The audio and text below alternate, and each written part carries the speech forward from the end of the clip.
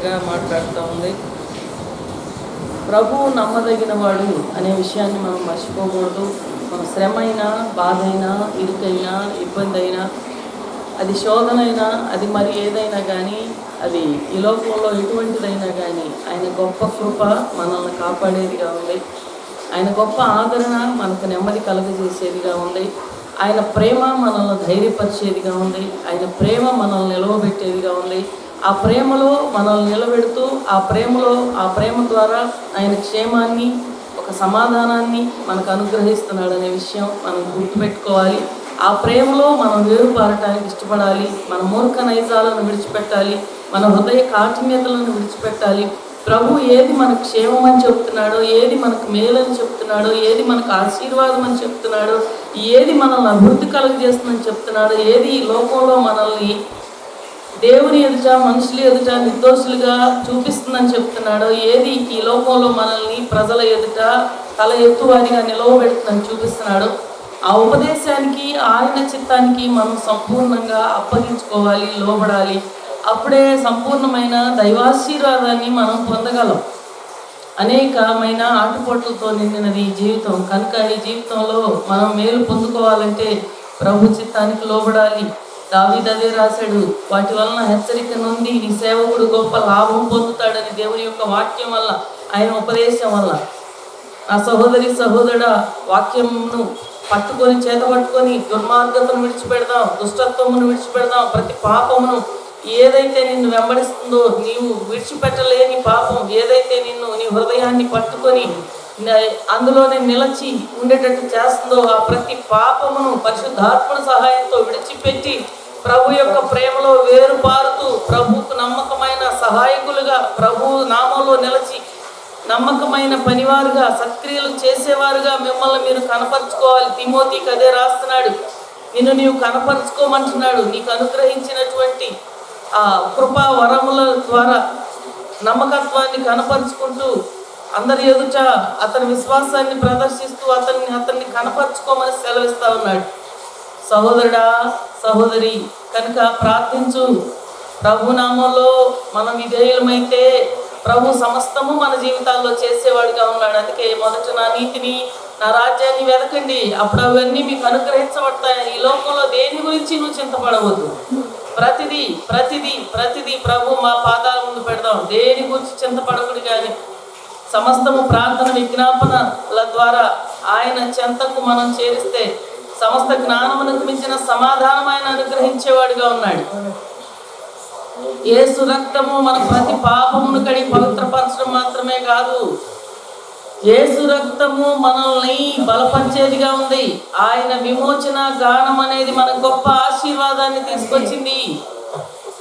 కనుక ప్రతి స్థితిలో మనం ప్రార్థన చేయాలి. విడిచిపెట్టవలసినవి విడిచిపెట్టాలి. ఇహలోక సంబంధమైన వాటిని, శరీర సంబంధమైన వాటిని మనం ఆశించేవారుగా ఉండకూడదు. శరీర సంబంధమైన వాటిని ఆశించి, ఇహలోక సంబంధమైన వాటిని ఆశించినటువంటి భక్తులు అనేకులు పాడైపోయారు. గెహజీ కుష్ఠవ్యాధిగ్రస్తుడయ్యాడు. మరి ఆకాను మరణానికి అప్పగించబడ్డాడు. అననీయ సప్పీరాలు మరణానికి అప్పగించబడ్డారు. పరిశుద్ధుల లెక్కలో, పరిశుద్ధ స్వాస్థ్యములో మనల్ని పాలువారుగా చేసిన మన ప్రభువుకి మనం నమ్మకముగా ఉండాలి.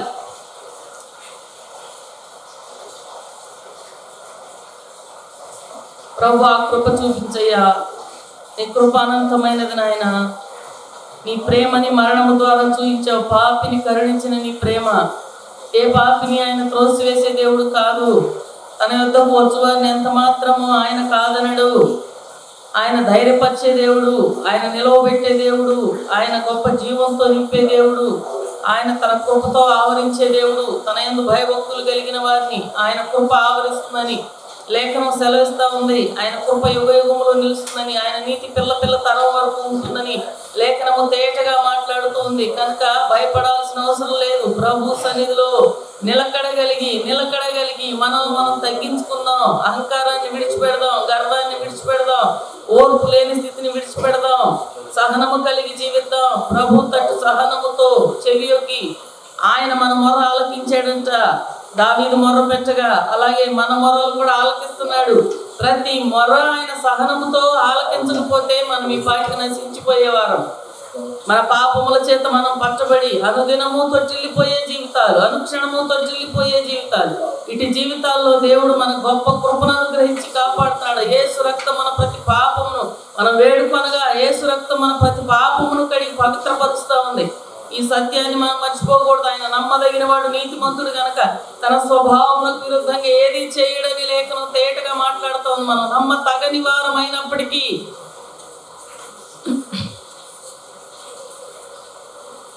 ఒప్పుకుందాం, విడిచిపెడదాం. ప్రభు ఎదుట నిర్దోషమైన హృదయాలతో ప్రభుని ఆరాధిద్దాం. ప్రార్థన చేసుకున్నాం. మహాపరిశుద్ధుడా, నీతిమంతుడా, నీకు వందనాలు. గొప్ప దేవుడవు, సజీవుడవు నాయన, సర్వశక్తుడవు నాయన. యువదయకాలపు ఆరాధనలో మీరు మాకు తోడుగా ఉన్నందుకు స్తుతిస్తున్నాం నాయన. మాలో ఉన్న అలక్ష్యాలు, నిర్లక్ష్యాలు క్షమించండి. మా లోపభూయిష్టమైన జీవితాలను బాగు చేయండి. ప్రభువా, నీ కృపతో మమ్మల్ని ఆవరించండి. మమ్మల్ని బలపరుస్తున్నారు, మమ్మల్ని కాపాడుతున్నారు. అయ్యా, నువ్వు కాపాడకపోతే ఏనాడో నశించిపోయేవారం నాయన. రోగి కోసమే నీవు వచ్చానన్నావు ప్రభా, పాపి కోసమే వచ్చానన్నావు నాయన. నీతిమంతుడి కొరకు రాలేదన్నావు నాయన. రోగికే వైద్యుడు అవసరమని తేటగా మాట్లాడావు ఆనాడు పరిశీలతో. ప్రభా దేవా, నీకు వందనాలు. నీ జ్ఞానమును తెలుసుకొనగలిగే హృదయాలు ప్రతి బిడ్డకు దయచేయండి నాయన. నీ ప్రేమ యొక్క ఎత్తు, లోతు, పొడవు, వెడల్పులు తెలుసుకోగలిగే జ్ఞానము దయచేయమని ప్రార్థన చేస్తున్నావు నాయన. దేవా, మాలో కార్యసాధకం అవ్వాలి నీ ప్రేమ నాయన. నీ కార్యసాధకమగు నీ శక్తి చొప్పున నాయన. ఓ ప్రభు, మేము అడుగు వాటికంటే ఊహించు వాటికంటే అత్యధికంగా దయచేస్తానని సెలవిచ్చావు నాయన. మేము అడిగిన దానికంటే, ఊహించిన దానికంటే అత్యధికమైన ఆత్మీయ శిఖరాలను మమ్మల్ని ఎక్కించే దేవుడుగా మీరున్నారు ప్రభు. అందును బట్టి స్తుతిస్తున్నాం. ప్రతి బిడ్డను ఆశీర్వదించండి నాయన. అయ్యా, ప్రత్యక్షంగా అయ్యా ఈ ఆరాధనలో పాల్గొన్న బిడ్డలనేమి, పరోక్షంగా తమ గృహాల్లో ఉండి ఆరాధనలో పాల్గొంటున్న బిడ్డలనేమి, ఓ ప్రభు, దీన్ని వీక్షిస్తున్న ప్రతి బిడ్డను నాయన మీరు ఆశీర్వదించండి. వారి ఆత్మలను బలపరచండి. అయ్యా, మీరు నాయన వారి యొక్క జీవితాలను, కుటుంబాలను కట్టండి, నిలవబెట్టండి. సమతలమగు భూమి మీద వారి పాదములను స్థిరపరచమని ప్రార్థన చేస్తున్నాను నాయన. సకల సమృద్ధి మేలుతో నింపమని ప్రార్థన చేస్తున్నాయన. ప్రతి బిడ్డను నీ హస్తాలకు అప్పచెబుతూ, మమ్మల్ని మేము మీ హస్తాలకు అప్పచెబుతూ మీరే మహిమ పొందమని యేసయ్య శక్తి కలిగిన, దయ కలిగిన, ప్రేమ కలిగిన నామంలో వేడుకొని ప్రార్థన చేస్తున్నాం పరమ తండ్రి. ఆమేన్.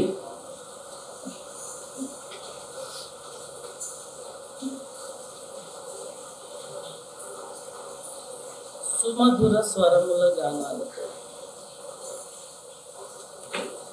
సుమధుర స్వరముల గానాలతో, వేలాది దూతల గళములతో కొనియాడబడుచున్న నా యేసయ్యా, నీకే నా ఆరాధన. సుమధుర స్వరముల గానాలతో, వేలాది దూతల గళములతో కొనియాడబడుచున్న నా యేసయ్యా, నీకే నా ఆరాధన. మహానందమే నాలో పరవశమే, నిన్ను స్తుతించిన ప్రతి క్షణం. మహానందమే నాలో పరవశమే, నిన్ను స్తుతించిన ప్రతి క్షణం. సుమధుర స్వరముల గానాలతో, వేలాది దూతల గళములతో కొనియాడబడుతున్న నా యేసయ్యా, నీకే నా ఆరాధన. ఎడారి త్రోవలో నే నడిచినా, ఎరుగని మార్గములో నడిపినా, నా ముందు నడచిన జయవీరుడా, నా విజయ సంకేతమా. ఎడారి త్రోవలో నే నడిచినా, ఎరుగని మార్గములో నన్ను నడిపినా, నా ముందు నడచిన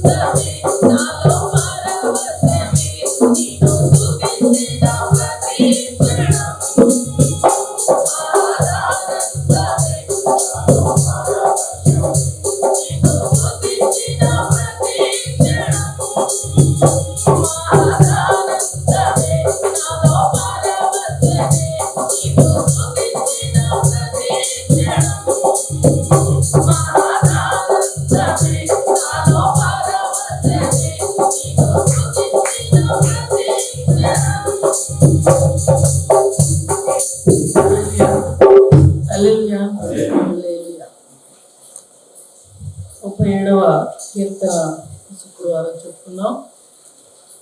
మరి అందులో నుంచి కొన్ని మాటలు మనం చెప్పుకున్నాం. ఉపదేశంలోని సారం అర్థం కాకపోతే క్రైస్తవుడు నష్టపోతాడు. దేవుని హెచ్చరిక. దుర్మార్గత దుష్టత్వంతో నింపబడిన హృదయాలు మానవ హృదయాలు. ఏ మనిషిలో ఏ మంచి లేదు, ఏ మంచి లేదని తేటగా వాక్యం చెబుతూ ఉంది. రోమా 3వ అధ్యాయంలో కావచ్చు, ఇంకా వేరే వచనాల్లో కావచ్చు, కొన్ని ఏ మంచి లేదు, ఏ మంచి లేదు. కానీ ప్రభు యొక్క కృప పరలోకం నుండి దిగి వచ్చి మనల్ని భద్రపరుస్తుంది, కాపాడుతుంది, మనల్ని విమోచించింది అనేది సత్యం. కాబట్టి మనం విమోచింపబడిన వారమైన మనం ఆయన యొక్క ఆశీర్వాదాలకు మనం పాత్రులుగా ఉండాలి. పరలోక సంబంధమైన ఆశీర్వాదాన్ని మనం పొందుకోవాలి. తర్వాత ఇహలోక సంబంధమైన ఆశీర్వాదాలు ఆయన దయచేసేవాడు. చాలా మంది అంటారు నూతన నిబంధన పరిశుద్ధులకు ఇహలోక సంబంధమైన ఆశీర్వాదం లేదు అని. కానీ ఉంది.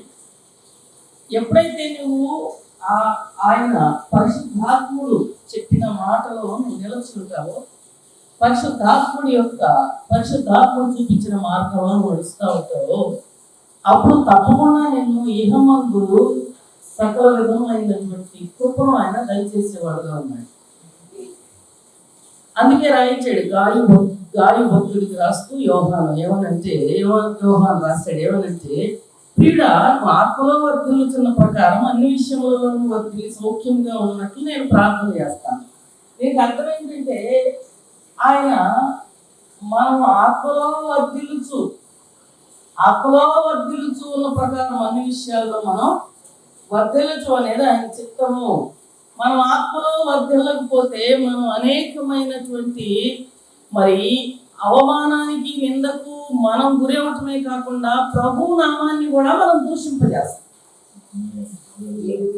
మనం అనుభవించడం మాత్రమే కాకుండా పౌలు అందుకే అన్నాడు, నేను మనుషుల ఎదుట దేవుని ఎదుట నిర్దోషిగా ఉంటే నేను అభ్యాసం చేసుకుంటున్నాను. భక్తి జీవితం అనేది అభ్యాసాత్మకంగా మనం చేయటం అనేది చాలా మనకు అవసరం. అభ్యాసం లేకపోతే మనం చేయలేమండి. ప్రాక్టీస్. నేను ఇలా ఉండాలి, దేవుని వాక్యం ఇలా చెబుతుంది, నేను ఇలా ఎదగాలి, నేను ఇలా ప్రార్థన చేయాలి, నా హృదయంలో ఉన్నటువంటి ఈ చెడుని నేను ఇలా తొలగించుకోవాలి, దీన్ని నేను ఇక కలిగి ఉండకూడదు, ప్రభువు నాకు సహాయం చేస్తాడు, నా హృదయము తేటగా ఉండాలి, నిర్దోషమైన మార్గముల యందు నడుచువారు నాకు పరిచారకులు అంటాడు భక్తుడైన దావీదు ఒక చోట రాస్తారు. నిర్దోషమైన మార్గములలో మనం నడవటం అనేది ప్రభు యొక్క చిత్తము. ఆయన ధర్మశాస్త్రం నిర్దోషమైనది అన్నాడు. ఆయన ధర్మశాస్త్రం మన కన్నులకు వెలిగించేదిగా ఉందన్నాడు. ఆయన ధర్మశాస్త్రం మనల్ని బ్రతికించేది అన్నాడు. ఆయన ధర్మశాస్త్రం లోబడేటువంటి వారు దీర్ఘాయుషి కలిగి ఉంటారన్నాడు. సామెతలు రాసినటువంటి దావీదు మొదటి 7 సామెతలు దావీదు చేత రాయబడటం జరిగింది.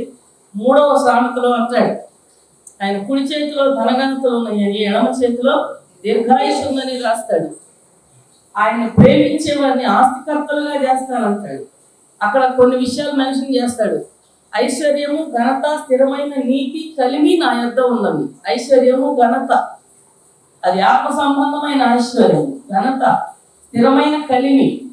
దేవుని యందు నువ్వు నిలకడగా ఉంటే నీ కలిమికి ఆటుపోట్లు ఉండవు, నీ రాబడికి ఆటుపోట్లు ఉండవు. యెహోవా యందు భయభక్తులు కలిగి ఆయన ఆత్మను అనుసరించే వారందరూ ఇలాగూ ఆశీర్వదించబడతారని ఉంది 128వ కీర్తనలో. కాబట్టి మరి ఆయన మాటకు ఎప్పుడైతే మనం లోపడతాం, ఆయన ఆజ్ఞలను అనుసరించటమే నీతి, ఆయన ఆజ్ఞలను అనుసరించటమే మనకు జీవము. ఆయన ఆజ్ఞలో నిలిచి ఉంటే మనం జీవాన్ని కలిగి ఉన్నట్టే.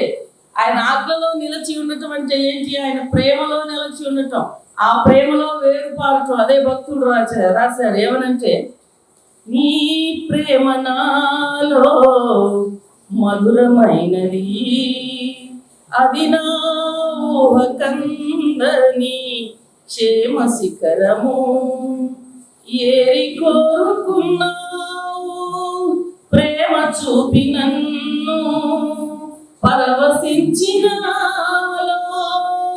మహిమ పరకు నిన్నే, సర్వకృపానిధి నీవు, సర్వాధికారివి నీవు, సత్యస్వరూపివి నీవు, ఆరాధింతుము నిన్నే.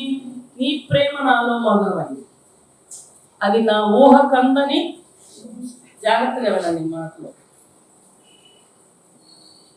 అది నా ఊహ కందని క్షేమ శిఖరం, అద్భుతమైన క్షేమాన్ని ఇచ్చేది అది మనకి. అది మన ఊహలకు అందనిది. అందుకే ఆ భక్తుడు అలా ఆ వాక్యంలోని సారాంశాన్ని పట్టుకున్నటువంటి ఆ దైవజనులు అలా రాయగలిగారు. కాబట్టి ప్రభు యొక్క మార్గాల్లో మనం నిలకడగా జీవించాలి. చూడండి 37వ కీర్తన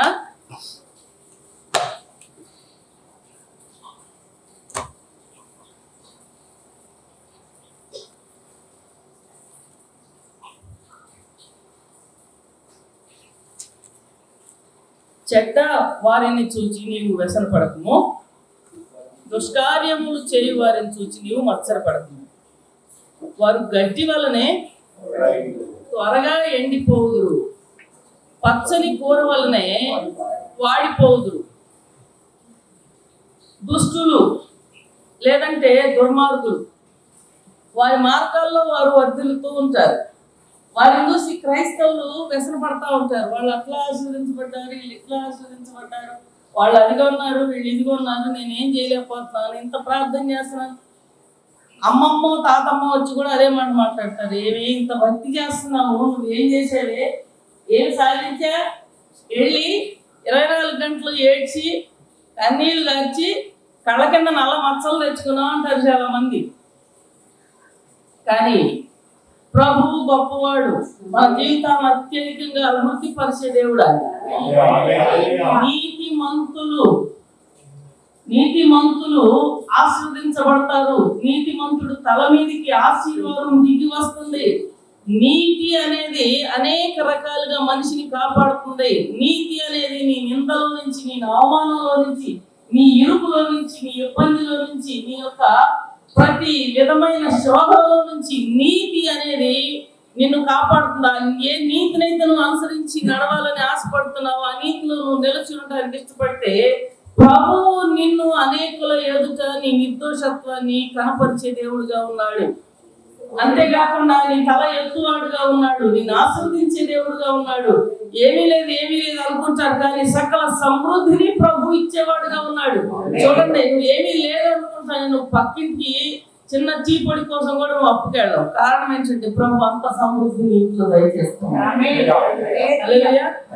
కాబట్టి వారి మార్గాల్లో వారు వెళుతూ ఉండగా వారిని చూసి మనం వ్యసనపడాల్సిన అవసరం లేదు. ఈ ఉపదేశాన్ని మనం స్థిరముగా కైకొనాలి. ఉపదేశం, దేవుని యొక్క వాక్యాన్ని మనం పాస్టర్ గారు చెప్పారు. ధర్మశాస్త్రం అంటే ఎబ్రీ భాషలో ఉపదేశము అనే అర్థం అంటారు.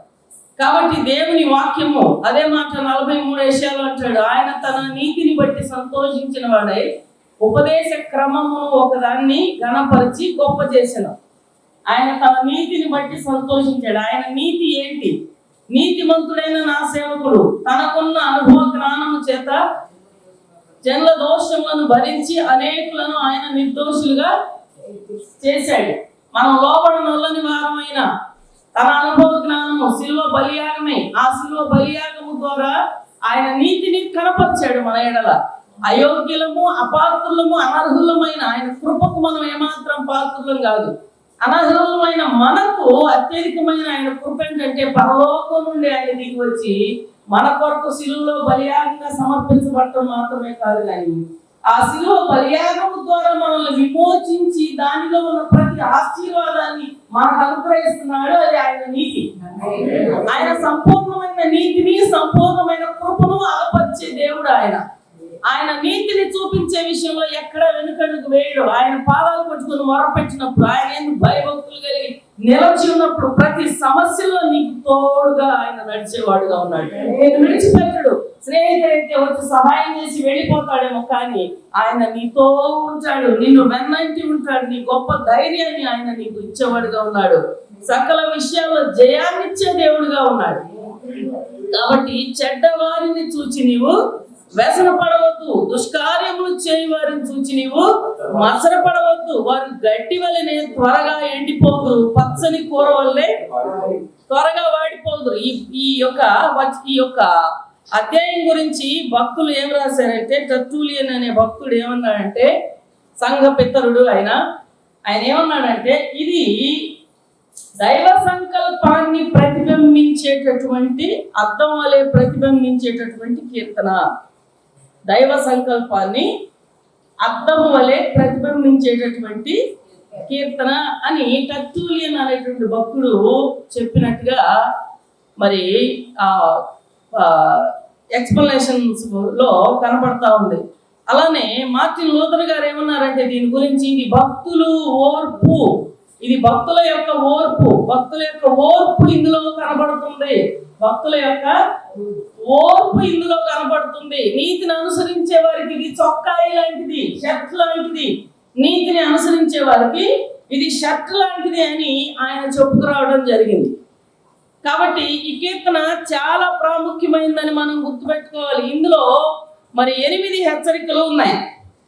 ఏవేంటంటే 1, 1వ వచనం, 3వ వచనం, 4, 5, 7, 8, 27, 34. అలానే వీటితో పాటు 12 వాగ్దానాలు ఉన్నాయి. ఆ 12 వాగ్దానాలు 12 వచనాలు 4, 5, 6, 11, 19, 22, 24, 27, 29, 33, 34, 37, 40. ఈ వచనాలు మనకు అద్భుతమైన వాగ్దానాలుగా ఉన్నాయి.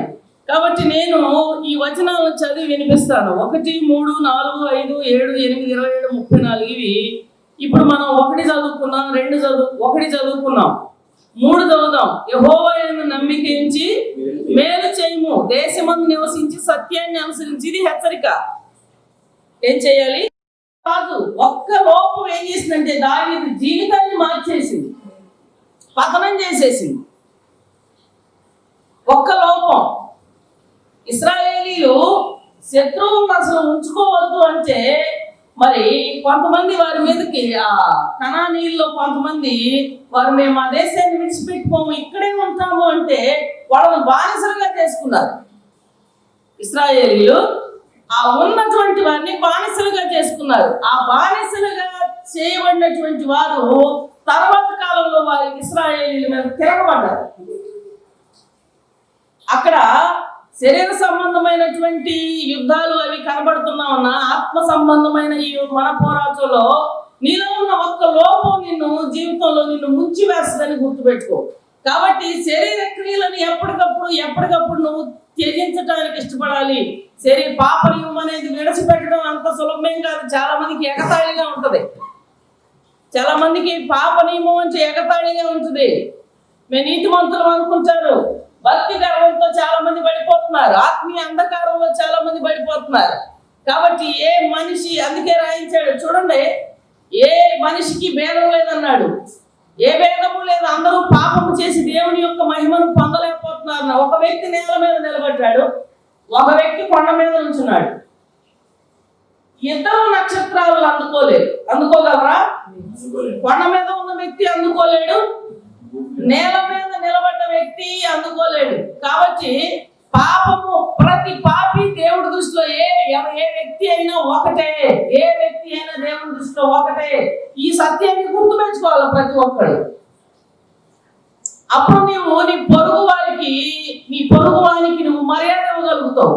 నీ పొరుగు వారిని నువ్వు ప్రేమించగలుగుతావు. కాబట్టి మన మార్గంలో వారి మార్గాల్లో వెళ్ళే వారిని చూసి మనం వెసరపడాల్సినటువంటి అవసరం లేనే లేదు. ఏ పరిస్థితిలో ఉన్నా మనం ధైర్యాన్ని కోల్పోకూడదు. అందుకే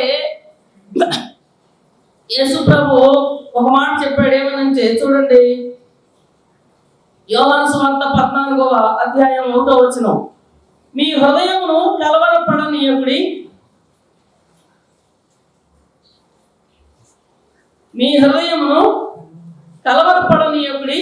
దేవుని యందు విశ్వాసం ఉంచుచున్నారు, నా యందును విశ్వాసం ఉంచుడి.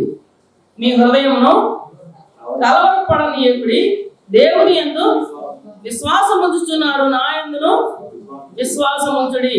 అంతేకాకుండా 16:33లో ఒక మాట అంటాడు, నా యందు మీకు సమాధానం కలుగునట్లు మీకు ఈ మాటలు చెప్పుచున్నాను. ఎవరి యందు? ప్రభువునందు. దేవుని యందు సమాధానం కలుగునట్లు ఆయన ఈ మాటలు చెప్పుచున్నానని అంటున్నాడు. ఏమంటున్నాడు? లోకములో మీకు శ్రమ కలుగును, మీరు ధైర్యము తెచ్చుకోండి, అయినను మీరు ధైర్యము తెచ్చుకోండి, ఎందుకంటే నేను లోకమును జయించున్నాను. ఇది ఎప్పుడు చెప్పాడు ఈ మాటలు? రేపు సిలువ బలియాగము ముందున్నది కాచుకొని అన్నప్పుడు ఆయన ఈ మాటలు చెప్పాడు. కారణం ఏంటి? ఈ మాటలు చెప్పడంలో ఉద్దేశం ఏంటి? నేను లోకమును జయించున్నాను. ఈ లోకంలో ప్రభువును వెంబడించే మనకు శ్రమే వస్తూ ఉంటది. అవమానం, నింద, ఎగతాళి, దూషణ ఎన్నో రకాలుగా బయట నుంచి వస్తూ ఉంటది. మరి కుటుంబంలో అనగా సంఘంలో నుంచి కూడా ఆత్మీయ పరిపక్వత లేని విశ్వాసులు కొంతమంది తరుముతానే ఉంటారు. వీటన్నిటిలో కూడా చూడండి, యోహాను సువార్త 15వ అధ్యాయం 18 నుంచి 21.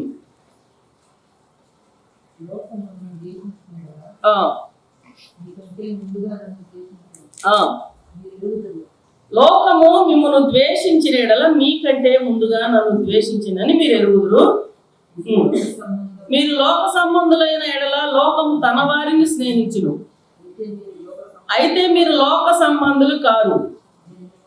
నేను మిమ్మల్ని లోకములో నుండి ఏర్పరచుకుంటుని, అందుచేత లోకం మిమ్మల్ని ద్వేషించుతున్నది. దాసుడు తన యజమానుని కంటే గొప్పవాడు కాడని నేను మీతో చెప్పిన మాట జ్ఞాపకం చేసుకోండి. లోకులు నన్ను హింసించిన ఎడల మిమ్మల్ని కూడా మనం ప్రభు కంటే గొప్పవారం కాదు. దేవుని కంటే మనం గొప్పవారమా కాదు. కాబట్టి అందుకే ఆ మాట రాయించాడు, దాసుడు తన యజమానుని కంటే గొప్పవాడు కాడని నేను మీతో చెప్పిన మాట జ్ఞాపకం చేసుకోండి. లోకులు నన్ను హింసించిన ఎడల మిమ్మల్ని కూడా హింసింతురు. నా మాట గైకొని ఎడల మీ మాట కూడా గైకొందురు. అయితే వారు నన్ను పంపిన వాడిని ఎరుగరు గనుక నా నామము నిమిత్తం వీటన్నిటిని పంపినవాడు తండ్రి అయిన దేవుడు కుమారుని ఎందుకు పంపించాడో వారు ఎరుగరు గనక వారు హింస పెడతా ఉంటారు. ఇంకొక మాట కూడా చూడండి, 16:1-4 యోహాను సువార్త 16:1-4.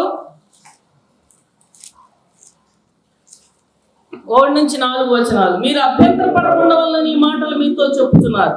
వారు మిమ్మల్ని సమాజ మందిరములో నుండి వెలివేయుదురు, మిమ్మల్ని చంపు ప్రతివాడు తాను దేవునికి సేవ చేయుచున్నాను అనుకున్న కాలము వచ్చుచున్నది. వారు తండ్రిని నన్నును తెలుసుకోలేదు కనుక ఇలాగ చేయదు. అవి జరుగు కాలం వచ్చినప్పుడు నేను వాటిని గురించి మీతో చెప్పిందని మీరు జ్ఞాపకం చేసుకునేలాగున ఈ సంగతులు మీతో చెప్పుచున్నాను. నేను మీతో కూడా ఉంటిని కనుక మొదటనే వీటిని మీతో చెప్పలేదు. కాబట్టి ఈ లోకంలో అనేక రకాలుగా శ్రమ వస్తూ ఉంటుంది. పాపాన్ని బట్టి వచ్చేవి కొన్ని అయితే మరి అనవసరంగా మీదకి వచ్చేవి కూడా చాలా ఉంటాయి. వీటన్నిటిలో కూడా మరి ప్రభు గొప్ప అద్భుతమైన విజయాన్ని మనకి అనుగ్రహించేవాడుగా ఉన్నాడు అని లేఖనం సెలవిస్తా ఉంది. తర్వాత చూడండి 4వ వచనం, ఇది కూడా హెచ్చరికే. యెహోవా యందు నమ్మిక ఉంచి మేలు చేయుము, దేశమందు నివసించి సత్యమును అనుసరించుము. పరిస్థితులను బట్టి ఆ ప్రదేశాలను వదిలిపెట్టి పోకూడదు, నిలబడే ప్రదేశాలను వదిలిపెట్టి వెళ్ళకూడదు. ఒక దినం చూడండి, ఈ సేవ కూడా విడిచిపెట్టి వెళ్ళాలనే ఆలోచనతో నేను ప్రార్థన చేశాను. దాదాపు 17-18 సంవత్సరాలు భయంకరమైన ఆర్థిక సంబంధమైన ఇబ్బందులు, అవమానం, నింద, ఎన్నో రకాల పరిస్థితులు వెంటాడుతుండగా మేము ఈ సేవని పట్టణాన్ని కూడా విడిచిపెట్టి వెళ్ళిపోవాలని ఆలోచిస్తే దేవుడు ఒక మాట చెప్పాడు. యెషయా 49:23, 24 అనుకుంటా బహుశా. ఏమనంటే, నేను జనముల తట్టు నా ధ్వజము ఎత్తుతున్నాను. తీయండి ఎవరైనా. నేను జనముల తట్టు నా చేయి ఎత్తుతున్నాను. వారు నీ కుమారులను తమ భుజముల మీద ఉంచుకొని వచ్చెదరు, నీ కుమార్తెలను వారు తమ రొమ్మును ఉంచుకొని వచ్చెదరు. రాజులు నిన్ను పోషించే తండ్రులుగా ఉంటారు, వారి రాణులు నిన్ను నీకు పాలిచ్చే దాదులుగా ఉంటారు. వారు భూమి మీద నీకు సాగిలం పడి నమస్కారం చేస్తారు. అమ్మా, నీ పాదముల ధూళి వారు నాకెదరు. అప్పుడు నేను యెహోవాననియు నా కొరకు కనిపెట్టుకుని వారు అవమానం అందరనియు మీరు తెలుసుకుంటారనే మాట ఆ దినాల్లో మాట్లాడాడు. ఆ దినాల్లో మాట్లాడిన మాట తిరిగి ఈ దినాల్లో ప్రభు యందు నమ్మిక ఉంచాను. ఎన్నో పరిస్థితులు వచ్చాయి, ఎన్నో పరిస్థితులు ఎదుర్కోవాల్సి వచ్చింది. మనుషులు పోరాడారు మాతోటి, పరిస్థితులు పోరాడాయి. కానీ నిలకడగలిగి ప్రభునందు విశ్వాసంతో ప్రభువును హత్తుకొని ఏ రోజు ప్రభు పాదాలు విడిచిపెట్టలేదు, ప్రభువుని అనుమానించలేదు, ప్రభు పాదాలు విడిచిపెట్టలేదు. ప్రభువుని హత్తుకొని ముందుకు వెళుతూ ఉండగా ప్రభు తిరిగి ఇదే మాట ద్వారా మొన్న 4 రోజుల క్రితం మాట్లాడటం జరిగింది. ప్రభు మనల్ని ఎంత ప్రేమిస్తున్నాడు. మనం మర్చిపోతామేమో ఆయన వాగ్దానాలను, ఆయన చేసిన వాగ్దానాలను మనం మర్చిపోతాం, కానీ ఆయన మరచిపోయే దేవుడు కాదు ఎప్పటికీ. నీవు ఒకవేళ తొట్టిల్లిపోయినా నీవు తిరిగి ప్రభు పాదాలు పట్టుకుని కన్నీరు గార్చినప్పుడు ప్రభువు తిరిగి తన వాగ్దానాలని నెరవేర్చే విషయంలో నమ్మకంగా ఉంచాడు. ప్రభు యొక్క మాటను మరి మీరి మనం ప్రక్కకు వెళ్ళకూడదు. ఈ లోకంలో మనకేమీ లేదు. ఈ లోకమంతా నాశనానికి దగ్గరగా ఉంది. ఈ లోకమంతా రంగుల వలయమని వాక్యం తేటగా సెలవిస్తా ఉంది. దేవుని చిత్తాన్ని నెరవేర్చువాడు నిరంతరము జీవిస్తాడని లేఖనం తేటగా మాట్లాడుతూ ఉంది. అందుకే యెహోవాయందు నమ్మిక ఉంచి మేలు చేయము, దేశమందు నివసించి సత్యమును అనుసరించుము అనే మాట అందుకే రాశాడు. నువ్వు ఎక్కడ దేవుడు నిలబడమన్నాడు అక్కడ నిలబడు. అక్కడ నిలబడి సత్యాన్ని అనుసరించు, వాక్యాన్ని అనుసరించినాడు. నేను నీ జీవితంలో కార్యం చేస్తాను. వారిని చూసి నువ్వు వ్యసన పడవద్దు. నీ మీదకి ఎవరైనా లేవచ్చు, ఏ పరిస్థితి అయినా రావచ్చు, కానీ నేను లోకమును జయించున్నాను.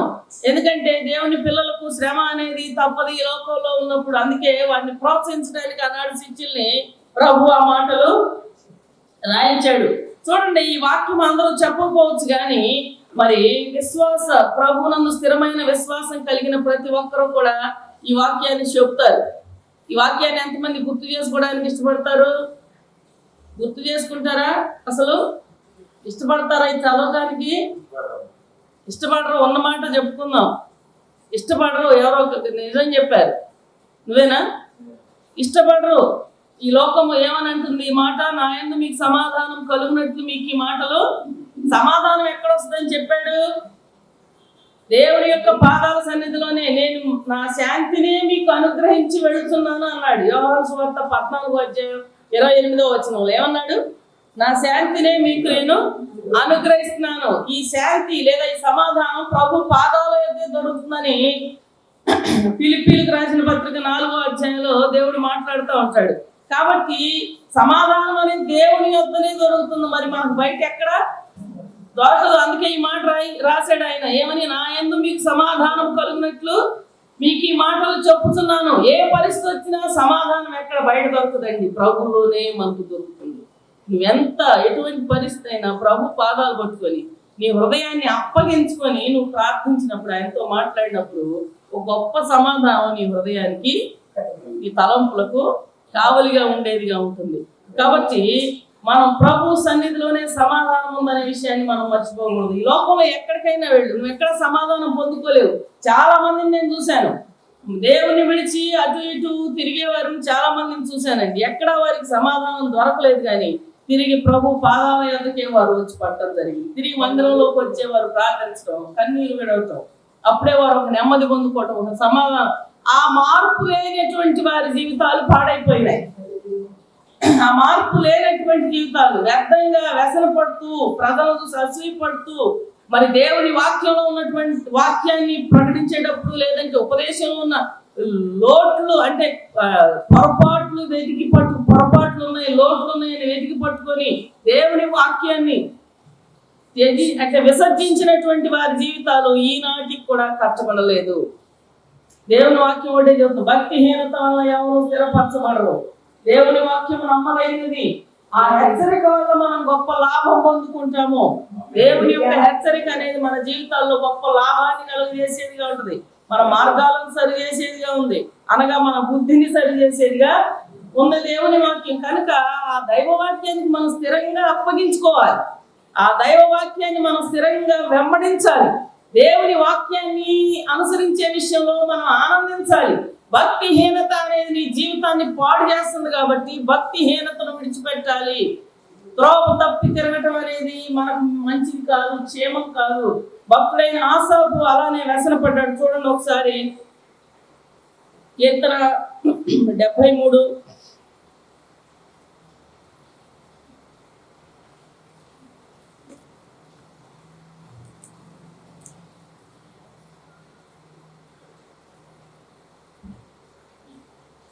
2వ లేదా 1వ చదువుదాం.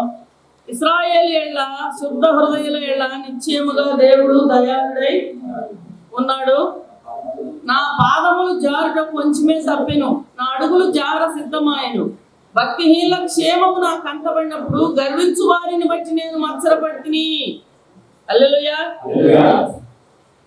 ఆయన ఇదంతా చూసినాక ఈ మాట ఎందుకు రాశాడు? ఇదంతా అనుభవించి రాశాడు. ఈ కీర్తన అనుభవించి రాశాడు కాబట్టి పై మాట చాలా తేటగా రాశాడు. ఇశ్రాయేలు ఎడల, శుద్ధ హృదయుల ఎడల నిశ్చయముగా దేవుడు దయాళుడై ఉన్నాడు.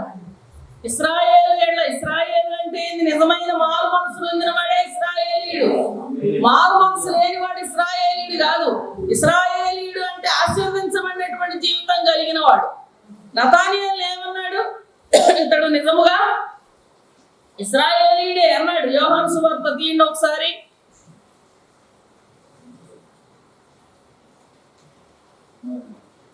ఆ 47వ వచనం, 1వ అధ్యాయం. యేసు నతనీయేలు తన యొద్దకు వచ్చుట చూచి, ఇదిగో ఇతడు నిజముగా ఇశ్రాయేలీయుడు, ఇతని యందు ఏ కపటమును లేదని అతని గురించి చెప్పెను. కపటము లేనివాడు, మారు మనసు పొందినటువంటి వాడు, నిజమైన మారు మనసు పొందిన వాడు ఇశ్రాయేలీయుడు. కాబట్టి మనము ప్రభువునందు నిజమైన మారు మనస్సు మనం కలిగి ఉండాలి. ఇశ్రాయేలు ఎడల, శుద్ధ హృదయుల ఎడల దేవుడు నిశ్చయముగా దయాళుడై ఉన్నాడు. ఎవరైతే యథార్థమైన మనసుతో, నమ్మకమైన మనసుతో ప్రభు పాదాల సన్నిధిలో చేరతారో, శుద్ధ హృదయంతో, హృదయ శుద్ధి గల వారు ధన్యులు, వారు దేవుణ్ణి చూస్తారు. హృదయ శుద్ధి గల వారు ధన్యులు, వారు దేవుణ్ణి చూస్తారు. కాబట్టి ఎవరైతే శుద్ధ హృదయంతో ప్రభువుని చేరతారో వాళ్ళ ఎడల నిశ్చయముగా దేవుడు దయాళుడై ఉన్నాడు. దయాళుడు అంటే వారి పట్ల కార్యం చేసేవాడుగా ఉన్నాడు. కాబట్టి మన హృదయాలను యథార్థంగా కాపాడుకోవాలి, నిష్కపటముగా ఉండటానికి మనం ఇష్టపడాలి. అందుకే కదా ఎఫెసీ పత్రికలో కూడా రాయబడింది. ఏమని రాయబడింది? 5వ అధ్యాయం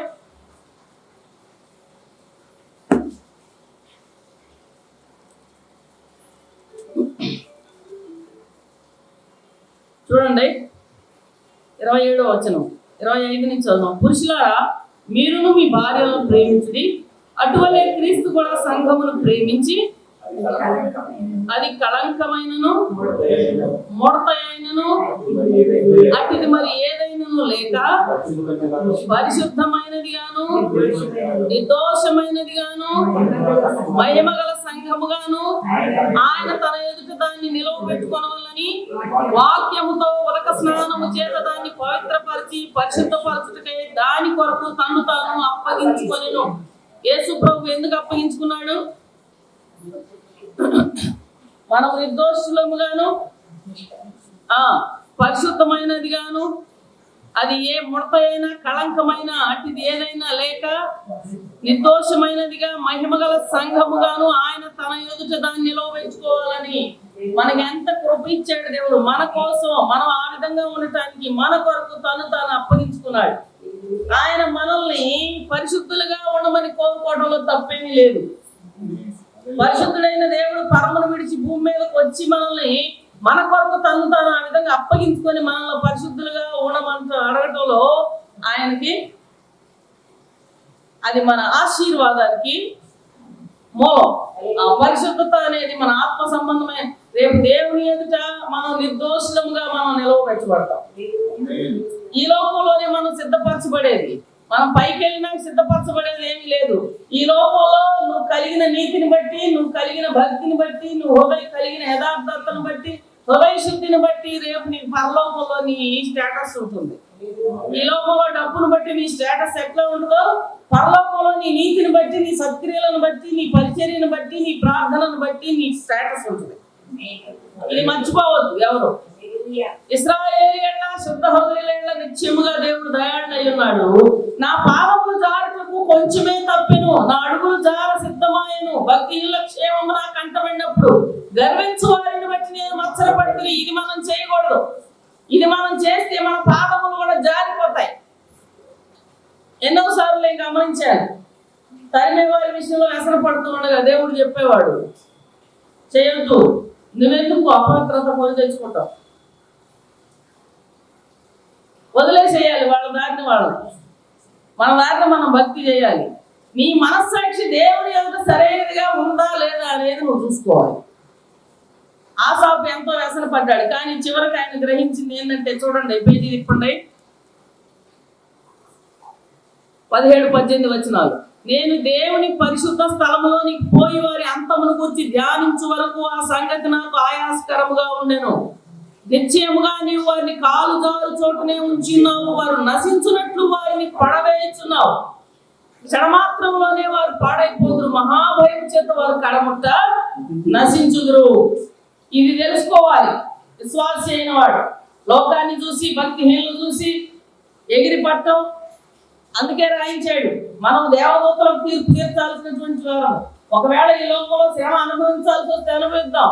ఇది దృశ్యమైన వాటి యందు కాక మేము అదృశ్యమైన వాటి యందు మేము దృష్టి నిలిపామంటాడు పౌలు భక్తుడు. 2 కొరింథీ 4:17-18 వచనాలు ఒకసారి తీయండి.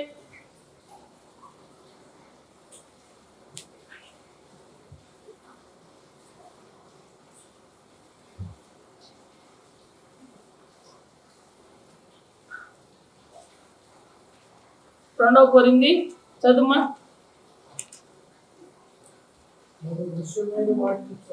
మేము దృశ్యమైన వాటిని చూడక అదృశ్యమైన వాటిని నిదానించి చూస్తున్నాము గనుక క్షణమాత్రముందు మా చులకని శ్రమ మా కొరకు అంతకంతకు ఎక్కువగా నిత్యమైన మహిమ భావమును కలుగజేయుచున్నది. ఏలయనగా దృశ్యమైనవి అనిత్యములు, అదృశ్యమైనవి నిత్యములు. హల్లెలూయా. కాబట్టి మనం దృశ్యమైన వాటిని మనం ఎప్పుడు చూడకూడదు. అదృశ్యమైన వాటి యందు మనం మనసుని, అదృశ్యమైనవి ఏంటి? పరలోకము, దేవుడు, దేవదూతలు, ఆయన నీతిని క్రియల ద్వారా కనపడుతుంది కానీ డైరెక్ట్ గా కనపడదు. ఈ అదృశ్యమైన వాటి యందు మనం మనసు పెట్టాలి, కానీ దృశ్యమైన వాటి కనపడే వాటి యందు మన మనసును పెట్టి మనం జారిపోవటం అనేది చాలా బుద్ధిహీనత అవుతుంది. భక్తిహీనత చూసి మనం జారిపోవటం మన బుద్ధిహీనత అవుతుంది. కాబట్టి మనం ప్రభువునందు విశ్వాసం ఉంచాలి. అందుకే ప్రభువునందు విశ్వాసం ఉంచండి, నీతిమంతుడు విశ్వాస మూలముగా బ్రతుకును అంటాడు. విశ్వసించువాడు కలవరపడు. ఈ మాటలన్నీ ఎందుకు? నేను విశ్వసించి కనుక మాట్లాడితే పౌలు భక్తుడు అంటాడు. కాబట్టి ఈ మాటలన్నీ ఎందుకు రాయించాడంటే, ప్రభువునందు మనం స్థిరమైన విశ్వాసాన్ని కలిగి ఉన్నప్పుడు మనల్ని ఎవరిని కదిలించలేరు, మనల్ని ఎవరు కదిలించలేరు అనేది గొప్ప సత్యం అన్నమాట. కాబట్టి మనం గుర్తుండాల్సింది ఏంటంటే, ఈ పరిస్థితులన్నింటిలో కూడా మనకు సమాధానం ఇస్తాడు. ఎన్నో పరిస్థితులు మనం ఎదుర్కొంటున్నాం, వీటన్నిటిలో నుంచి ముందుకు వస్తున్నాం. వీటిలో మనకు సమాధానం ఇవ్వలేదా దేవుడు? నెమ్మది ఇవ్వలేదా? ధైర్యాన్ని ఇవ్వట్లేదా? మనల్ని హెచ్చరించట్లేదా మీరు జారిపోవద్దని? మరి మనల్ని ప్రోత్సహించట్లేదా? నేనున్నాను మీకు తోడని ఎన్నో రకాలుగా మనల్ని బలపరుస్తున్నాడు. ఈ విషయాన్ని గుర్తుపెట్టుకోవాలి. అంతేకాదు, దేవుని పిల్లలమైన మనకు ఇప్పుడు చదువుకున్నట్టుగా 2 కొరింథీ 4:17-18 చదువుకున్నట్టుగా అంతిమ విజయం మనదే. అంతిమ విజయం దేవుని పిల్లలదే. అంతిమ విజయం దేవునిది, దేవుని పిల్లలదే అనే విషయాన్ని గుర్తుపెట్టుకోవాలి. ఇందాక చెప్పుకున్నాం. ఈ మాటలు యేసు ప్రభు ఎప్పుడు చెప్పాడంటే, నా యందు మీకు సమాధానం కలుగునట్లు మీకు ఈ మాటలు చెప్పుతున్నాను. లోకంలో మీకు శ్రమ కలుగునైనను మీరు ధైర్యం తెచ్చుకోండి, నేను లోకంలో జయించున్నాను. ఈ మాటలు ఎప్పుడు చెప్పాడంటే, రేపు శిలువ మరణానికి అప్పగింపబడుతున్నాను అనగా, శిలువ మరణము అని, శిలువ పాపల కోసం తాను శిలువ బలియాగాన్ని అర్పించడం అనేది ఓటమి అని ఆయన అనుకోలేదు, అది విజయం అని ఆయనకు తెలుసు. ఆ శిలువ బలియాగం అనేది తర్వాత దేవుడి యొక్క కార్యానికి గొప్ప పునాది వేస్తుందని ఆయనకు తెలుసు. కాబట్టి ఆయన ఈ మాటలు చెప్పగలిగాడు. ఈ రోజున ఈ లోక సంబంధం కాదు, మన పరలోక సంబంధం. కాబట్టి మన పౌరస్థితి పరలోకం ఉంది, పరలోకం నందున్నది, ఈ లోకంలో కాదు. ఇది ఎంత తాత్కాలికమైందని కనుక నువ్వు గ్రహించగలిగితే, ఈ లోకంలో జరిగే సంభవాల విషయంలో నువ్వు వ్యసనపడవు, అసూయపడవు. మరి దేవుని మార్గాలను తప్పి తిరగడానికి కూడా నువ్వు ఇష్టపడవు. దేవుని మార్గంలో నువ్వు నిలకడగలిగి ముందుకు నడుస్తావు. హల్లెలూయా. ఎంతో మంది ఈ పరిస్థితులు ఏంటిది? బయటకు వెళ్తే మోసం చేయొచ్చు, బయటకు వెళ్తే ఏదో ఒకటి చేయొచ్చు, బయటకు వెళ్తే ఏదో ఒకటి సంపాదించవచ్చు, కానీ ఇలా నీటికి వెళ్ళి బ్రతకాలంటే కష్టమని మాట్లాడే వాళ్ళు చాలా మంది ఉన్నారు. దానివల్ల నష్టమే కానీ లాభమే లేదు. ప్రియ సహోదరి సహోదరుడా, ప్రభు ఇటువంటి గొప్ప మాట సెలవిచ్చాడంటే, ప్రభు తన యొక్క జీవిత సాక్ష్యమే మనకు మాదిరి. ఒకసారి తీయండి, ఫిలిప్పీయులకు రాసిన పత్రిక 2వ అధ్యాయం 8 నుంచి 11 వచనాలు. ఆయన ఆకారమందు మనుషులుగా కనబడి మరణం పొందినంతగా అనగా శిలువ మరణము పొందునంతగా విధేయత చూపిన వాడై తను తాను తగ్గించుకొనెను. ఆయన ఆకారమును మనుషుడిగా కనబడి మరణము పొందినంతగా అనగా శిలువ మరణం పొందినంతగా విధేయత చూపిన వాడై తను తాను తగ్గించుకొనెను. అందుచేతను పరలోకమందున్న వారిలో గాని, భూమి మీద ఉన్న వారిలో గాని, భూమి క్రింద ఉన్న వారిలో గాని ప్రతి వాని మోకాలు యేసు నామమున వంగునట్లును, ప్రతి వాని నాలుకయు తండ్రి అయిన దేవుని మహిమార్థమై యేసుక్రీస్తు ప్రభువుని ఒప్పుకున్నట్లును దేవుడు ఆయనను అధికముగా హెచ్చించి ప్రతి నామమునకు పైనామమును ఆయనకు అనుగ్రహించెను. హల్లెలూయా, హల్లెలూయా. ఈ మాటలు మనకు గొప్ప మాదిరి. ఈ మర్చిపోవద్దు ఎవరు. ఆయన శిలువ మరణమగునంత వరకు తనను తాను తగ్గించుకున్నాడు. ఆయన గొప్ప పునాది, విశ్వాస జీవిత యాత్రకి గొప్ప పునాది మన కొరకు వేశాడనే విషయాన్ని మర్చిపోవద్దు.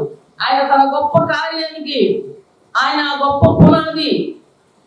శిలువ బలియాగం అంటే ఓటమి అనుకున్నాడు సాతాను, ఓడిపోతున్నాడు యేసు ప్రభువును. అది ఆయన గెలుపుకు పునాది అనే విషయం దానికి అర్థం కాలేదండి. వాడు ఓడిపోయాడు శిలువలో. యేసు ప్రభు యొక్క పాదముల కింద చితకదొక్కబడ్డాడు వాడు. యేసు ప్రభు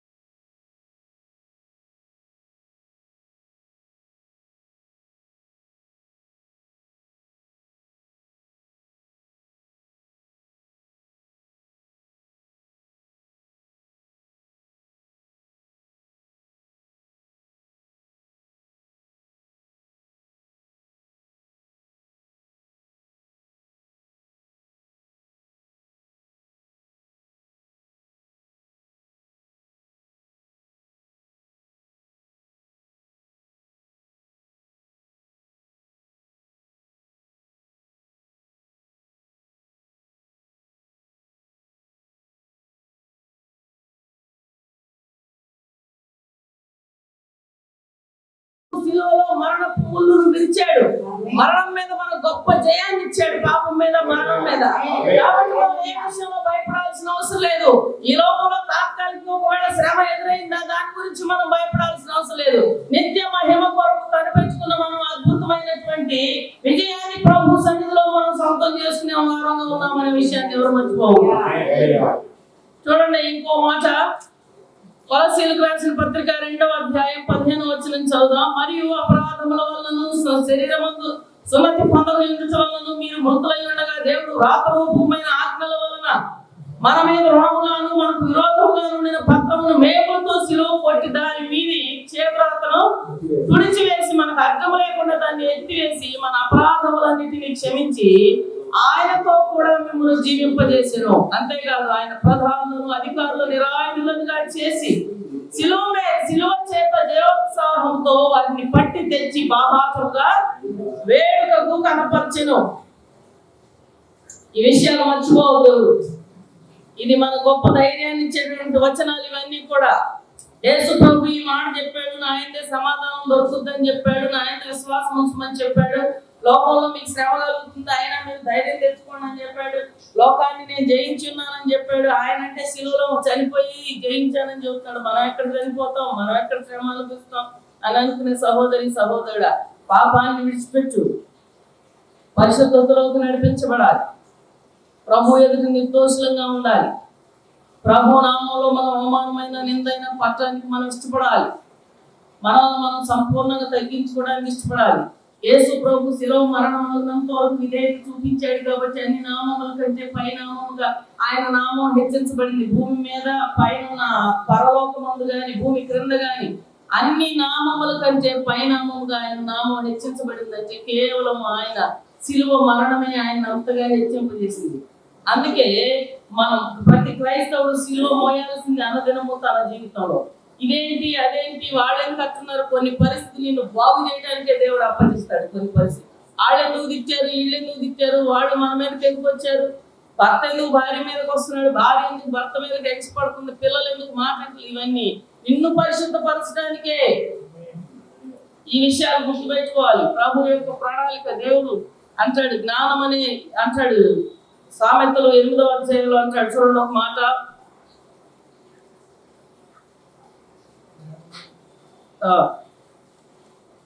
చదువమ్మా.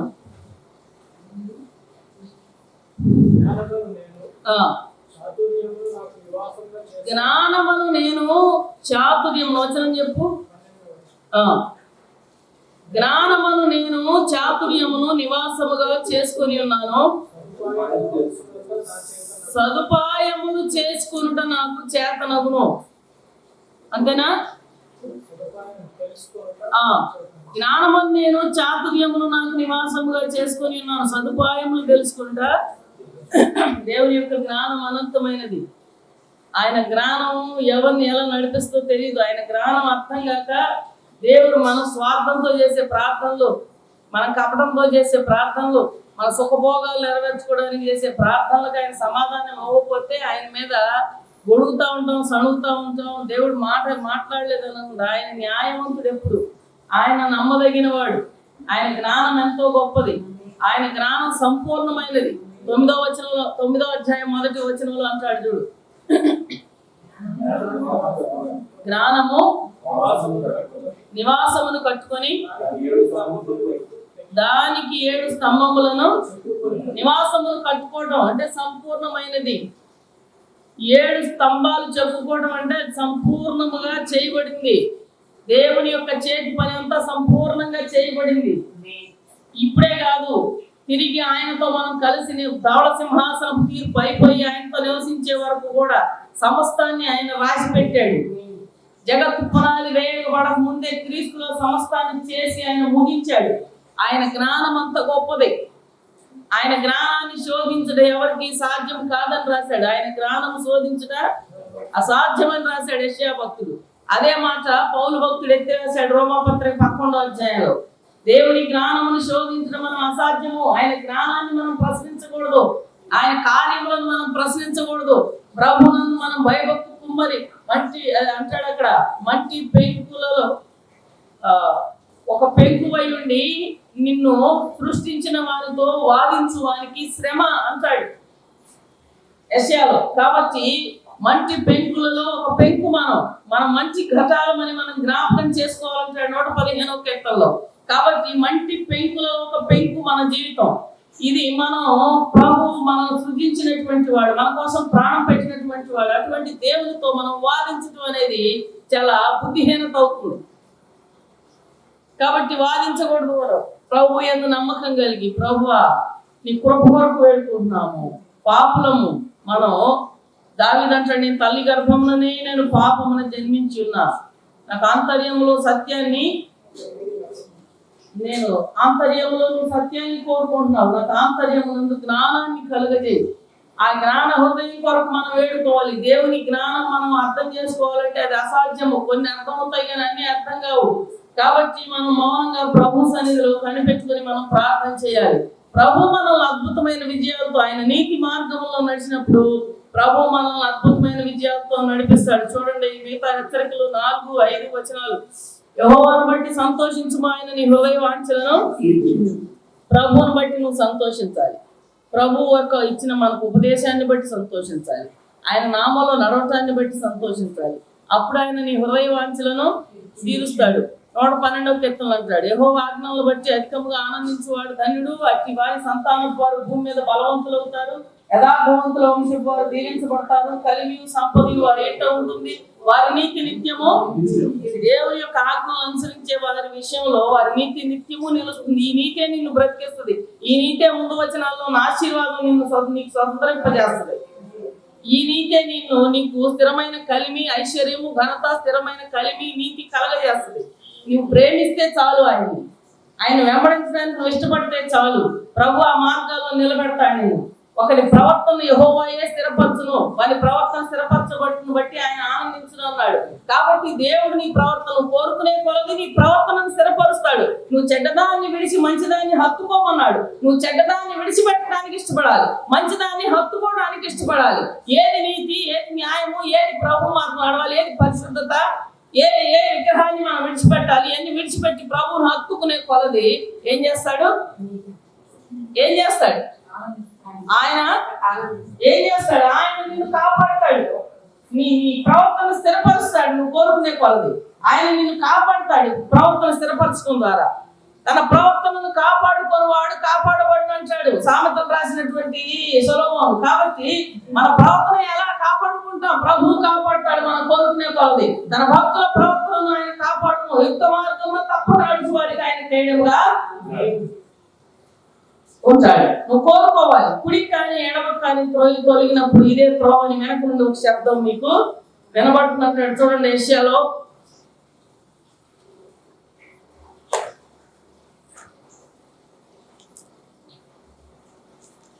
30వ అధ్యాయమా 30 చూడండి. అప్పటి వరకు శ్రమలో ఉన్నారు వాళ్ళు. తర్వాత దేవుడు ఎంత దయగలిగిన దేవుడు అంటే తన పిల్లల్ని ఎక్కడా ఆయన విడిచిపెట్టడానికి ఇష్టపడట్లా. ఇశ్రాయేలు చేసిన పాపాన్ని బట్టి, వారి త్రోవ తప్పిన స్థితిని బట్టి వారిని ఒక శ్రమకు అప్పగించినా కానీ తిరిగి వారి గురించి అద్భుతమైన మాటలు మాట్లాడుతూ ఉంటాడు. ద్వితీయోపదేశకాండంలో కానీ, ఇర్మియాలో కానీ, యెహెజ్కేలులో కానీ ఎన్నో పరిస్థితులు వాళ్ళని అప్పచెప్పాడు. కానీ తిరిగి నేను వాళ్ళని లేపుతాను, తిరిగి నేను వాళ్ళని కడతాను, వారు నాకు ఇష్టమైన ప్రజగా ఉంటారు, వారు నా స్తోత్ర కారణముగా ఉంటారు, భూజనులందరిలో వారు నాకు శ్రేష్టమైన వారు, వారి ఏళ్ళ నేను తిరిగి ఆశ్చర్య కార్యాలు చేస్తాను, వారిని తిరిగి తెచ్చి ఇక్కడ నాటుతాను, తిరిగి వారిని ఫలింపజేస్తాను, తిరిగి వారిని ఆశీర్వదిస్తాను, తిరిగి వారిని అభివృద్ధి చేస్తాను. వాళ్ళు ఇక కరువు ఉన్నటువంటి సంవత్సరాలు వారు చూడరు. ఎన్నో వాగ్దానాలు అండి, అద్భుతమైన వాగ్దానాలతో వారిని నింపుతాడు. చదివిస్తాను, అవి కూడా చూడండి. యెషయా 31లో ఉండదు ఈ మాట. సియోనులో 39:18 చదవండి. కావున మీ యందు దయ చూపవలనని యెహోవా ఆలస్యం చేయుచున్నాడు, మిమ్మల్ని కరుణింపవలనని ఆయన నిలవబడి ఉన్నాడు. యెహోవా న్యాయం తీర్చు దేవుడు, ఆయన నిమిత్తం కనిపెట్టుకుని వారందరూ ధన్యులు. సియోనులో యెరూషలేములోనే ఒక జనము కాపురముండును. హల్లెలూయా. జనమాని వికరే మాత్రము కన్నీళ్లు విడవవు. ఆయన నీ మొర్ర విని నిశ్చయముగా నిన్ను కరుణించును. ఆయన నీ మాట వినగానే నీకు ఉత్తరం ఇచ్చును. ప్రభువుని క్లేశాన్న పానములు ఇచ్చును. ఇక మీదటి నీ బోధకులు దాగి ఉండదు. నీవు కన్నులారా నీ బోధకులను చూచెదవు. మీరు కుడి తట్టైనను ఎడమ తట్టైనను తిరిగినను ఇదే త్రోవ, దీనిలో నడువుడి అని వెనక నుండి ఒక శబ్దము నీ కన్నులకు. ఒకవేళ నువ్వు త్రోవ తప్పే పరిస్థితులు వచ్చినా నిన్ను త్రోవ తప్పనియను. ఏమన్నాడు ఇక్కడ? నువ్వు కన్నీళ్లు విడవవు. సియోనులో యెరూషలేములోనే తిరిగి నా ప్రజలను తిరిగి తీసుకొస్తాను. ఒకసారి ఇర్మియా 30వ అధ్యాయం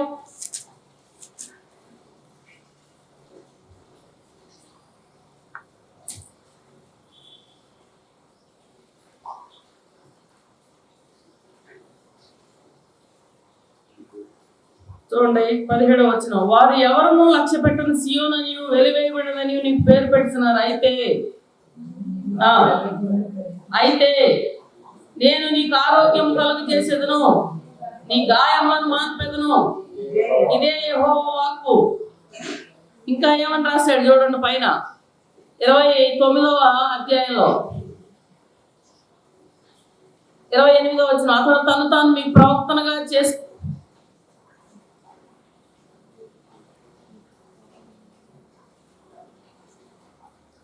ఒక్క నిమిషం.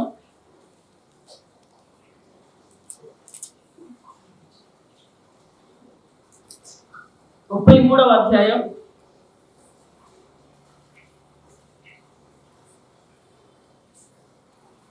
37 నుంచి చదువు. 32, 37 నుంచి చదువురా, ఎట్టిగా చదవాలి త్వరగా. ఇర్మియా 32, 38 నుంచి లేదా 37 నుంచి. ఇదిగో నాకు కలిగిన కోపోద్రేకం చేతను మహారౌద్రం చేతను నేను వారిని వెళ్ళగొట్టిన దేశములన్నిటిలో నుండి వారిని సమకూర్చి ఈ స్థలములకు తిరిగి రప్పించి వారిని నిర్భయముగా నివసింపజేసేదను. ఏమంటున్నాడు? నేను వెళ్ళగొట్టిన ప్రదేశాలన్నింటిలో తిరిగి నా ప్రజలను తీసుకొచ్చి, ప్రభువు తన ప్రజలను వెళ్ళగొట్టడం, తన ప్రజలను పాడు చేయటం, తన ప్రజలను నాశనం చేయటం ఎప్పుడు ఇష్టపడడు. వారిని ఒక శిక్షకు అప్పగించి ఆ శిక్షలో వారు తిరిగి బుద్ధి నేర్చుకున్న తర్వాత తిరిగి తెచ్చి మళ్ళా కడతారు. ఇది చాలా మందికి అర్థం కావట్లేదు. ఆయన నీతి న్యాయాలు కలిగిన దేవుడు. ఆయన న్యాయము ఎంత గొప్పదో ఆయన కృప కూడా అంతకంటే గొప్పది. ఆయన కనికరము తీర్పును మించి అతిశయపడుతుందని భక్తుడైన యాకోబు రాశాడు. ఆయన కనికరము చూపించుటలో ఆయన ఎంతో గొప్ప మనసును కలిగి ఉన్నాడు.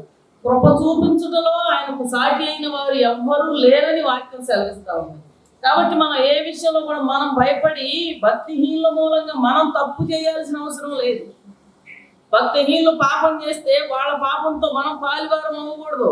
నీతిమంతుల స్వాస్థ్యం మీద భక్తిహీనుల రాజదండం ఉండకుండా నీతిమంతులను కాపాడుకోవాలి. మరి స్వాస్థ్యములను కాపాడుతాను, నీతిమంతుల స్వాస్థ్యాన్ని ప్రభువు కాపాడుతానన్నాడు. నువ్వు నీతిని కలిగి ఉండటంలో గొప్ప మేలు కలుగుతుంది. నీ సంతానాన్ని సంరక్షిస్తానన్నాడు. నీ 112వ కీర్తన అంతా అదే కదండి. మరి ఇంకా ఎన్నో విషయాలు ఉన్నాయి. నిర్దోషుల చర్యలు యెహోవా గుర్తించుచున్నాడు అన్నాడు. నీతిమంతులను ఆయన సంరక్షిస్తానన్నాడు. నీతిమంతులకు ఆయన రక్షణాధారం అన్నాడు. కాబట్టి మనం ఏ విషయంలో భయపడాల్సిన అవసరం, ప్రభు నీతిని అనుసరించే విషయంలో, లోకమును దాని ఆశలను త్యజించి ప్రభువును వెంబడించే విషయంలో లోకంలో వచ్చే ఘనత కంటే కూడా అత్యధికమైన ఘనత నీకు ఇస్తాడు దేవుడు. ఈ విషయాన్ని నువ్వు ఎప్పుడు మర్చిపోకూడదు. తర్వాత పాయింట్ చదవండి. 38 వారు నాకు ప్రజలయ్యుందురు, నేను వారికి దేవుడిని అయ్యుందును. ఇదే మాట పౌలు భక్తుడు 2 కొరింథీ 6వ అధ్యాయంలో రాశాడు. నేను వారికి దేవుడినై ఉంటాను, వారు నా ప్రజలై ఉంటారు, నేను సర్వశక్తులను వారి మధ్యలో నేను నివసిస్తానని గొప్ప వాగ్దానంతో మమ్మల్ని నింపుతాడు. తర్వాత చదువుకోండి, అది లేట్ అవుతుంది. చూడండి, ఈ మాటలు చదివి నేను వినిపిస్తాను.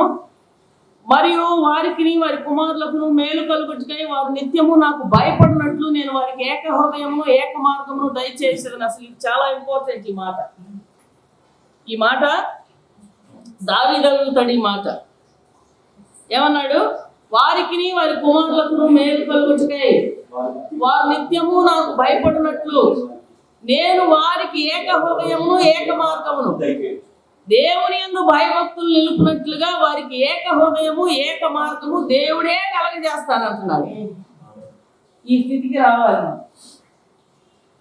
మాటికి ఖర్చులు ప్రభునందు ఏక హృదయము, దేవుణ్ణి వెంబడించే విషయంలో, అదే మార్గంలో మనం నడిచే విషయంలో నేను ఎప్పుడు అడుగుతాను ఈ విషయం, ప్రభువా మేము తొట్టిల్లిపోకూడదు. కార్యారంభం కంటే కార్యాంతం మేలన్నా. కాబట్టి మా కార్యాంతం గొప్పదిగా ఉండాలి. కార్యారంభం కంటే కూడా కార్యాంతం గొప్పదిగా ఉండాలి. మొదట నీ స్థితి కొంచెంగా ఉన్నందుకు నువ్వు మహావృద్ధి అంతా ఉంటాడు భక్తుడైన యోబు ద్వారా. కాబట్టి మనం మొదట ఆరంభించింది కొంచెంగా ఆరంభించవచ్చు, కానీ దేవుని నామం విజయ ధ్వనులతో మనం విజయ భేరి మ్రోగించాలి. మన జీవితాల ద్వారా, సంఘము ద్వారా, సేవ ద్వారా అద్భుతమైన విజయాలను మనం చేపట్టాలి. దానియేలు అంటాడు, ఏమంటాడు? దానియేలులో ఏమని రాశాడు? తమ దేవుని నమ్మిన వారు బలము కలిగి గొప్ప కార్యాలు చేస్తారు. తమ దేవుణ్ణి నమ్మిన వారు, తమ దేవుణ్ణి ఎరిగిన వారు. ఎరగటం అంటే ఏంటి? ప్రభు యొక్క శక్తి, ప్రభు యొక్క బలము, ప్రభు యొక్క ప్రేమ, ప్రభు యొక్క కృప ఎంత గొప్పవో నువ్వు ఎరిగి ఉండాలి. ఎరిగుంటే అప్పుడు అవిశ్వాసంలోకి జారిపోవు. తమ దేవుని ఎరిగిన వారు బలము కలిగి గొప్ప కార్యాలు చేస్తారు. నీ ఇంటిలో, నీ సంఘములో, నీ సేవలో అద్భుతమైనటువంటి సంఘ జీవితంలో అద్భుతమైనటువంటి కార్యాలు మీరు చూడగలరు. ఆయన యొక్క కృపను ఎరిగి ఉండాలి, ఆయన ప్రేమను ఎరిగి ఉండాలి, ఆయన దయను ఎరిగి ఉండాలి, ఆయన శక్తి సామర్థ్యాలను ఎరిగి ఉండాలి, ఆయన ఎటువంటి బల సంపన్నుడు ఎరిగి ఉండాలి. ఆయన ఏదైనా చేయగలడు. ఆయన ఈ ప్రపంచం మొత్తానికి ఆవలి ఉన్నటువంటి దేవుడు. ఒక బొమ్మని నువ్వు పక్కన కూర్చొని ఎట్లా నడిపిస్తావో అలా ఈ యూనివర్స్ అలా నడిపిస్తున్నటువంటి దేవుడు ఆయన. అన్నిటికంటే ముఖ్యంగా నిన్ను ప్రేమించి అటువంటి దేవుడు పరలోకాన్ని విడిచి భూలోకానికి వచ్చి తనను తాను నీ కొరకు అప్పగించుకోవడం అనేది చాలా గొప్ప విషయం. నీకు అప్పగించుకొని, నీ కొరకు అప్పగించుకొని నీతో నిత్య నిబంధన చేశాడు. ఆయన నా ధర్మ విధులను మీ హృదయాల మీద రాస్తాను, ఇక ఈ చెరిగిపోవు, ఎవరు మీకు ఉపదేశం చేయక్కర్లేదు ఇక అని చెప్పి అంటాడు కింద. చూడండి ఎక్కడ అంటాడు ఆ మాట, 30వ అధ్యాయమా 31లో అంటాడు.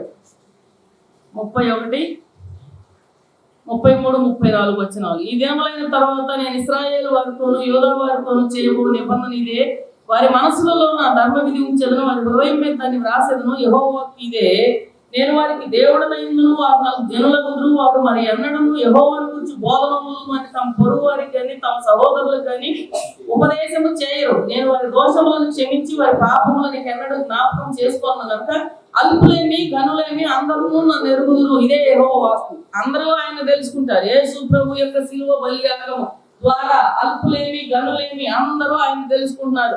ఆయన బలియాగం ద్వారా ఆయన ఆత్మ మనకు అనుగ్రహించాడు. ఆత్మ ద్వారా మన హృదయాల్లో ఆయన లేఖనాలను ఆయన ఆజ్ఞలను స్థిరపరుస్తున్నాడు ఆయన ఆత్మ ద్వారా. అందుకే ఇది ఆత్మ సంబంధమైన పరిచర్య, ఇది మహిమగల పరిచర్యగా 2 కొరింథీ 3వ అధ్యాయంలో చెప్పబడింది. భక్తుడైన పౌలు ద్వారా రాయబడింది ఆ మాట. చూడండి తర్వాత మాటలో చెప్పాలంటే చాలా ఉందండి. నేను వారికి మేలు చేయటం మానకున్నట్టు 40వ వచనం, 32, 40 ఇర్మియా. నేను వారికి మేలు చేయటం మానకున్నట్లు నిత్యమైన నిబంధనను వారితో చేయుచున్నాను. వారు నన్ను విడవకున్నట్లు వారి హృదయములలో నా ఎడల భయభక్తులు పుట్టించేదను. వారికి మేలు చేయుటకు వారి యందు నేను ఆనందించుచున్నాను. నా పూర్ణ హృదయముతోను నా పూర్ణ ఆత్మతోను ఈ దేశంలో నిశ్చయముగా వారిని నాటెదను. యెహోవా ఈలాగు సెలవిస్తున్నాడు, నేను ఈ ప్రజల మీదకి ఇంత గొప్ప కీడు రప్పించిన రీతినే నేను వారిని గురించి చెప్పిన మేలంతటినీ వారి మీదకి రప్పించుచున్నాను. ఇది పాడైపోయిను, దానిలో నరులు లేరు, పశువులు లేవు, ఇది కల్దీయుల చేతికి ఇయ్యబడి ఉన్నదని మీరు చెప్పుతున్న ఈ దేశమున పొలములు విక్రయింపబడును. హల్లెలూయా. నేను వారిలో చెరపోయిన వారిని రప్పింపబోచున్నాను గనుక బెన్యామీను దేశంలోను యెరూషలేము ప్రాంతములోను యోధా పట్టణములోను మన్యంలోని పట్టణంలో దక్షిణ దేశ పట్టణంలోను మనుషులు క్రయమించి పొలములు కొందరు క్రయపత్రములు రాయించుకుందరు, ముద్ర వేయుదురు, సాక్షులను పెట్టుదురు. ఇదే యెహోవా వాక్కు. చూడండి 14 వచ్చిన 33, 14 కూడా చదవండి. యెహోవా ఇది ఇశ్రాయేలు వంశస్థులను గూర్చి యూదా వంశస్థులను గూర్చి నేను చెప్పిన మంచి మాట నెరవేర్చే దినములు. పైన చూడండి 33:9, 8 చదువు. వారు నాకు విరోధముగా చేసిన పాపదోషం నిలవకుండా వారిని పవిత్రపరచును. వారు నాకు విరోధముగా చేసిన దోషములన్నింటినీ తిరుగుబాట్లన్నింటినీ క్షమించేదను. హల్లెలూయా. ఆయన క్షమించకుండా నువ్వు ఎక్కడ బాగుపడతావు? దేవుడు క్షమిస్తేనే నువ్వు బాగుపడేది. దేవుడు క్షమిస్తేనే తిరిగి నీ జీవితం కట్టబడేది. దేవుడు క్షమించి తిరిగి చేర్చుకుంటేనే నువ్వు చేర్చుకోబడతావు. దేవుడు గొప్పవాడు. దీన్ని ఈ వచనాలను బట్టి ప్రభు ఎంత గొప్పవాడు, ఆయన మనసు ఎంత గొప్పది, ఆయన మనిషిని ఎంత ప్రేమిస్తున్నాడు. ఆనాటి ఇశ్రాయేలు జీవితాల ద్వారా ఈనాటి మన జీవితాల్లో మనం పొందుకునే కృప, మనం పొందుకునే కనికరం, మనం పొందుకునేటటువంటి ఆయన కరుణ గురించి ఎంత తేటగా మాట్లాడుతాడో ఇది మనకు అర్థం కావాలి. ఈ మాట చదివి ముగించుకుందాం. భూజనులందరూ ఎదుట వారు నాకు ఇష్టమైన పేరుగాను నా స్తోత్ర కారణంగాను ఘనతాస్పదముగాను ఉందురు. నేను వారికి చేయు సకల ఉపకారములను కూర్చిన వర్తమానమును జనులు విని నేను వారికి కలుగజేయు సమస్త క్షేమమును బట్టి సమస్తమైన మేలును బట్టి భయపడుచు దిగులు నొందుదురు. ఇది ఎటువంటి మాట? ఇది దీని గురించి గట్టి మాట మాట్లాడాలి కానీ మాట్లాడకూడదు, గట్టి మాట్లాడట్లేదు. కాబట్టి ప్రభు మనల్ని అంత ప్రేమిస్తున్నాడు.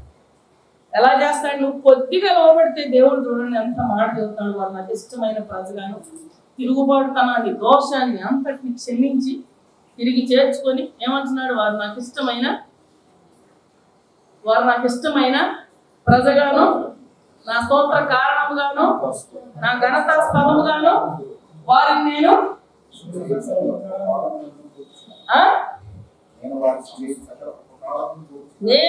వారికి చేయి సకల ఉపకారములను గూర్చి వర్తమానమును జనులు విని.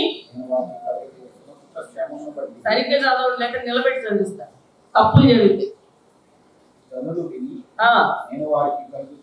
జనులు విని వారు నాకు భూజనులందరిలో వారు నాకు ఇష్టమైన చదువు. డేవిడ్ గట్టి చదువు. మొదటి నుంచి చదువు. భూజనులందరిలో భూజనులందరి ఎదుట వారు నాకు ఇష్టమైన పేరుగాను స్తోత్ర కారణముగాను ఘనతాస్పదముగాను ఉందురు. వారికి చేయు సకల ఉపకారములను గూర్చిన వర్తమానమును నేను వారికి చేయు సకల ఉపకారములను గూర్చిన వర్తమానమును జనులు విని నేను వారికి కలుగజేయు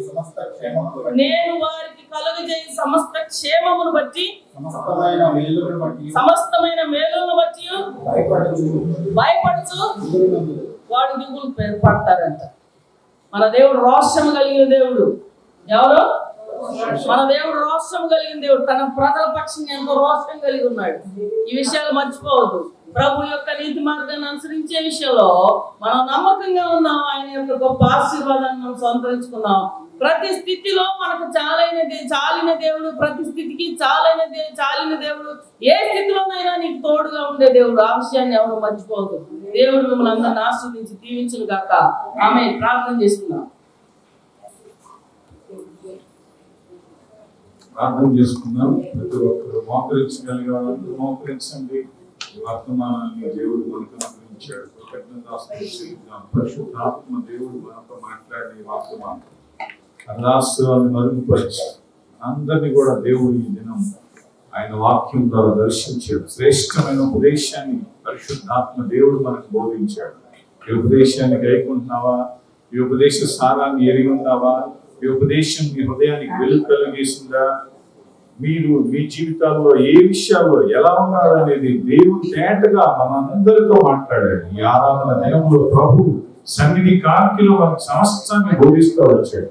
కాబట్టి ఆయన వాక్యం వెలుగులు మనందరం కూడా మన హృదయాన్ని సరి చేసుకోవాలి. ఎక్కడ నీతిని మేరుతున్నాము, ఎక్కడ భక్తిహీనతకి చోటిస్తున్నాము, ఎక్కడ భక్తిహీనం చూసి చెడిపోయిన వారిని చూసి వ్యసన పడుతున్నామో అటువంటి పరిస్థితులకి చోటిస్తున్నాము.